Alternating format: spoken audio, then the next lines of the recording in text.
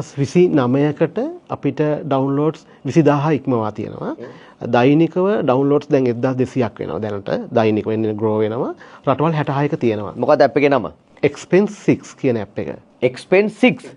මොකක්ද ඒකෙන් වෙන්නේ? personal financial discipline improve කරගන්න පුළුවන් සහ ඒකේ තියෙනවා USP එක විදිහට ගත්තොත් ඒක unique selling point එක විදිහට ගත්තට පස්සේ ලෝකේ පළවෙනි වතාවට expenses manage කරන්න දැන් expenses manage කරන ලෝකේ app ඕන තරම් තියෙනවා.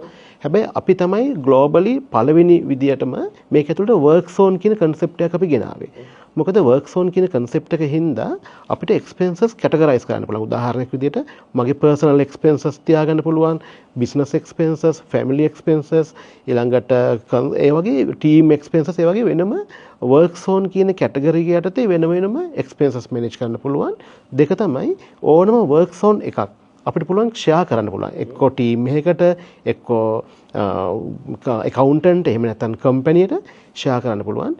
මේ concept එක ලෝකෙ first time තියෙන්නේ. ඉතින් අපිට හැකියාව තිබුණා පොඩි කාලයක් ඇතුළතදී මේ growth එක අපිට ගන්න. දැන් රටවල් 66ක තියෙනවා. රටවල් 66ක්? ඔව්. මොකද්ද ටාගට් එක?